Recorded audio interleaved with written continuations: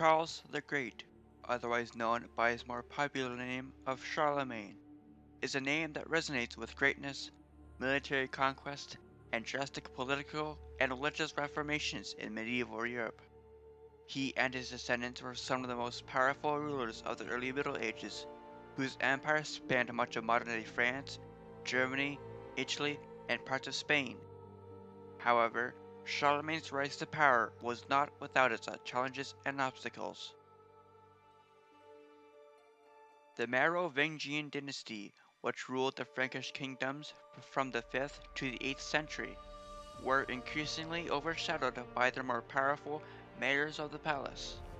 This was especially true after the Battle of Tertry in 687, which saw the end of the Merovingian king's military power and reduced their role to that of a ceremonial figurehead.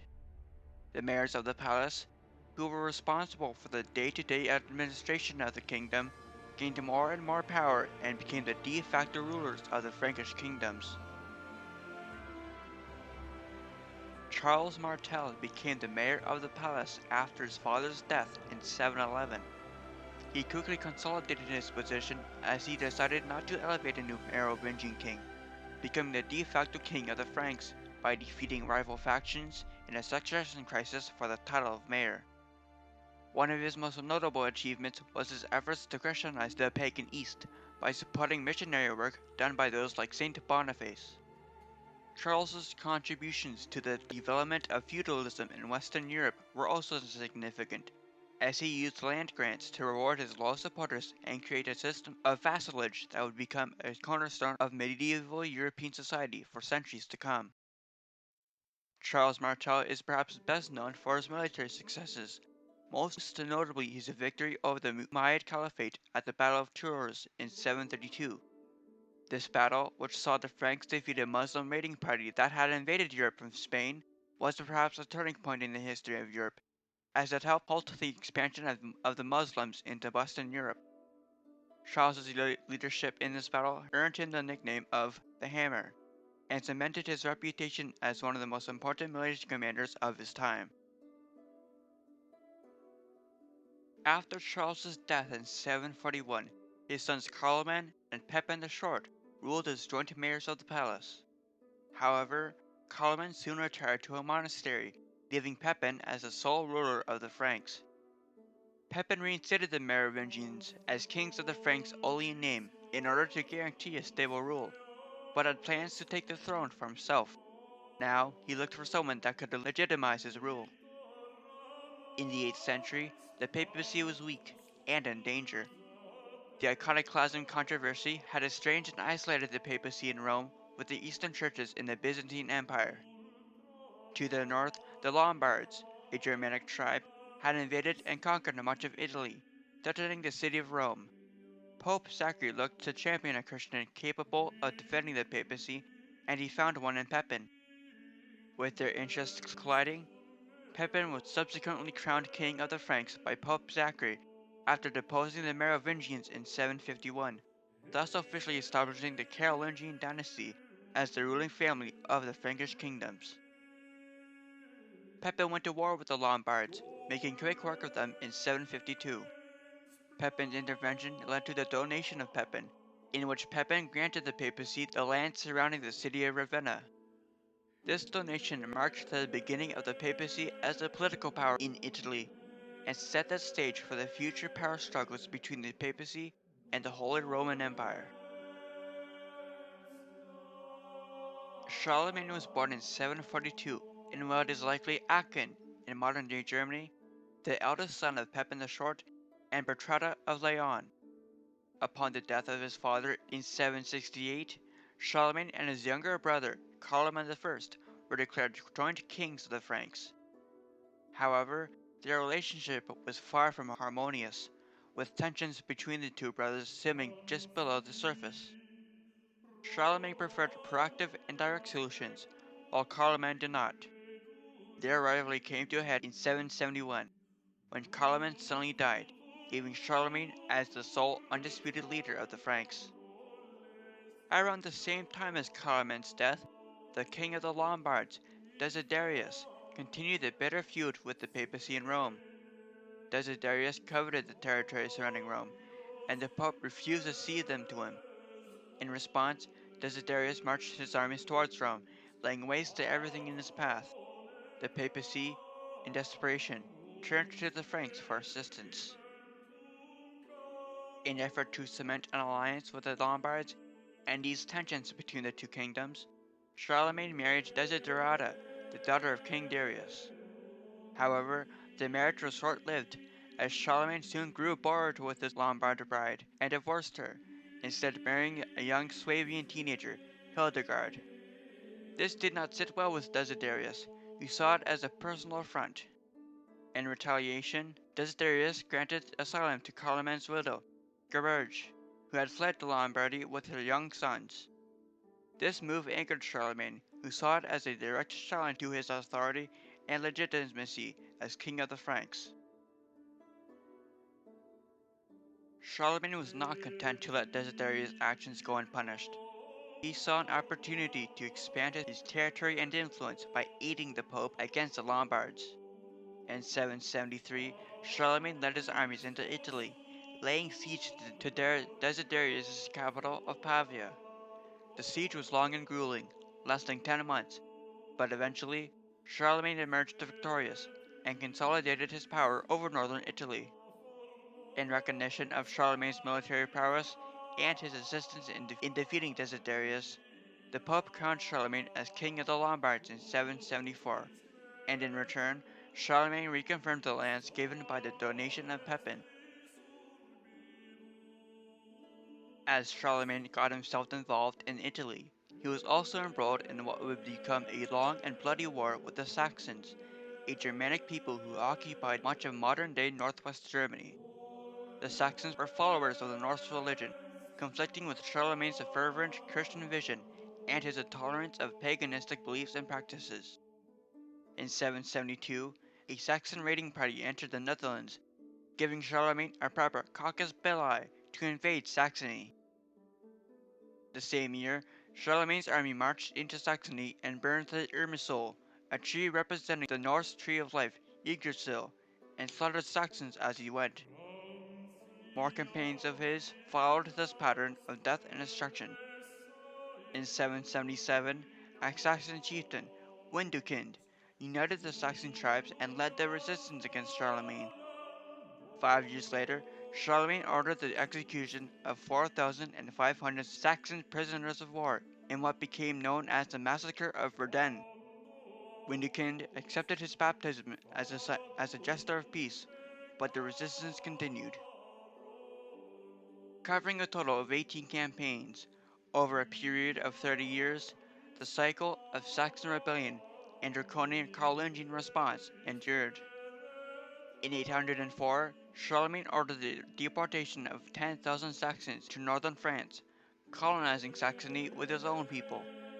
This brought an effective end to the Saxon Wars. Not only did Charlemagne expand his domain northward and southward, but also pushed east. Expansion in the east put Charlemagne in contact with the Avars, a nomadic confederation of Eurasian nomads who had recently settled in Pannonia, modern-day Hungary.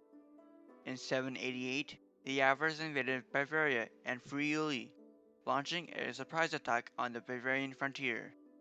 They quickly overran the region, and Charlemagne was forced to respond. He assembled a massive army and marched into Pannonia, determined to crush the Avars and restore order to the region. Charlemagne's forces destroyed the Avar capital stronghold, called the Ring, in 796, and took control of the region. The Avar Confederation was effectively dismantled, its people and land now to pay tribute to the Franks. Charlemagne also expanded south towards the Moors of Spain. Basque unrest in the Pyrenees led him to suffer near annihilation when a Basque ambush massacred his rearguard at the Battle of Roncesvalles Pass in 778, with the death of one of his famed paladins, Roland, inspiring the epic poem, the Song of Roland. Charlemagne went on to slowly push his way into northern Spain, establishing the Spanish March in 795 to act as a buffer state between the Franks and the Umayyads. By the time of his death, Charlemagne had possessed all of modern-day France, the Low Countries, Switzerland, Austria, and the majority of Germany and Italy, doubling the size of the kingdom he inherited. However, he could not have done it without his stunning martial capability and his mighty Frankish army. For much of his time as king of the Franks and Lombards, Charlemagne was conducting military campaign after military campaign on a yearly basis to expand his kingdom and consolidate his power. Charlemagne's army comprised of various soldiers, ranging from knights to foot soldiers. Under the feudal system, lords were expected to provide soldiers to their monarch and actively participate in times of war. The lords then raised their armies from their vassals, who, in turn, raised their armies from their tenants. This system ensured that Charlemagne had a vast pool of soldiers to choose from. A soldier's rank and contribution to the army were denoted by how much land he held. If he held one mansi, a division of land, he was expected to join the infantry, and was to maintain his own shield, spear, bow, and arrows. He was also expected to equip himself with his own armor, often just chainmail with leather covering. More wealthier landowners with at least 4 mansi made up the cavalry. Cavalrymen were expected to bring their own longsword, horse, and armor. Heavy cavalry of the time was not as powerful as their future late medieval counterparts. The Franks were slow to adopt the stirrup, and they were much less armored. Without stirrups, cavalrymen could not wield and use lances and spears as effectively, and the relative lack of armor led to heavy cavalry being used as quick and mobile scouts and skirmishers. Under Charlemagne, the Franks adopted a system of weapons manufacturing and military administration. To equip a professional army that reached the tens of thousands, he used mass-produced and standardized swords and shields made all across the realm in the same high quality. Armies were also organized based on one's mansi. Those with 3 led with those with 1 or 2. Those who owned 12 led those who didn't. So on and so forth, thus creating a military hierarchy of ranks and leadership. Charlemagne was an avid student of Roman warfare tactics and thus was a skilled logistician. Charlemagne made use of massive supply chains and siege engines, with extensive planning and preparation for each campaign. The widespread usage of horses led to the fast transportation of troops, but also an effective way of communication. The use of fire and smoke-based signaling and fortified positions along the frontiers of the realm allowed Charlemagne to consolidate his power in rebellious areas like Saxony and gave him the opportunity to quickly muster up levies in the event of attack. Charlemagne focused on making the existing political institutions and administrative techniques that he inherited from his predecessors more effective. To assist him in asserting his power and carrying out military campaigns, he relied on his platinum, which was a shifting group of trusted individuals. Recognizing the importance of the army, Charlemagne ensured that it was adequately maintained through land grants and other sources of income. Royal officials, called counts, were appointed to designated areas, called counties, and were tasked with raising local troops and collecting taxes. Additionally, he continued to use the clergy to exercise his authority locally, expanding clerical involvement by granting immunity to bishops and abbots to do so. To strengthen his personal ties with local officials, Charlemagne utilized traditional Frankish annual assemblies. These assemblies served as a platform for him to hear complaints, gain assent for his policies, and deliver his commands. He also required all free subjects to swear an oath of loyalty and conduct themselves in ways that contributed to peace and harmony. Furthermore, Charlemagne established personal ties with powerful figures by accepting them as royal vassals in return for benefices in the form of offices and land grants. Through this, he was able to maintain his power and exert influence over a broad range of territories, being able to gather information, enforce his will, and correct abuses all throughout the realm. Charlemagne recognized the importance of a cultural renewal in the Christian West, and thus began the Carolingian Renaissance. To improve Latin literacy, he sponsored activities that expanded the educational system and produced books that contained the essentials of Christian Latin culture. Charlemagne also gave a prominent place in his court to a group of educated men who played a significant role in the cultural renewal. These men translated manuals and composed advanced works of poetry and historiography. Their works were imitated in cultural centers across the kingdom through royal directives. This led to revitalized schools, increased productions in scripts, and expanded libraries. One significant development during the Carolingian Renaissance was the creation of the Carolingian minuscule. This was a clear, legible, and standardized script that replaced the many different styles of handwriting used in Europe up until that point. It was based on the unisol and half-unisol scripts used by scribes in Italy. The Carolingian minuscule used lowercase letters, which made it easier to read and write than earlier scripts that used only capital letters. The script was also characterized by its consistent letter forms and spacing between letters and words. After a woman, Irene of Athens, became emperor of the Eastern Roman Empire in 797, those in the West grew worried about the implications in Charlemagne's kingdom. In 799, Pope Leo III was attacked by a group of Romans who believed that he was guilty of tyranny. Leo fled to Charlemagne, who then restored Leo III in Rome. In 800, Charlemagne attended a mass on Christmas Day in St. Peter's Basilica in Rome, where the Pope placed a crown on his head, proclaiming him Emperor of the Romans. Despite the claim of Earnhard, Charlemagne's court biographer, that he would not have gone to St. Peter's on that fateful day had he known what was going to happen, the evidence suggests that Charlemagne and the Pope collaborated in planning the coronation. The restoration of the Roman Empire in the West could help both. In 813, Charlemagne crowned his only living son and heir, Louis the Pious, with his title of Holy Roman Emperor, securing the continuation of the imperial title. In the January of 814, Charlemagne fell ill after bathing in the natural hot springs of his hometown, Aachen, dying a week later at the age of 66. The inheritance of the Carolingian Empire fell to Louis. Louis the Pious had three sons, who all fought for control of the empire following his death in 840.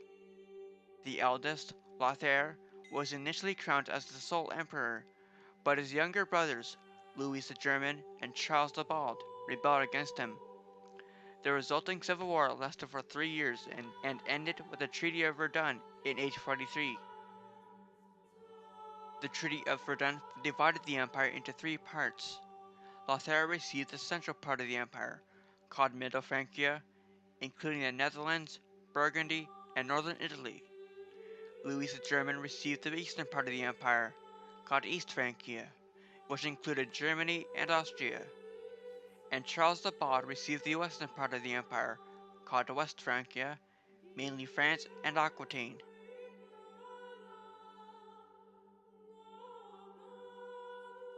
Charlemagne left behind a lasting legacy. Through his military conquests, religious reforms, and administrative innovations, he became one of the most powerful and influential figures of the early Middle Ages.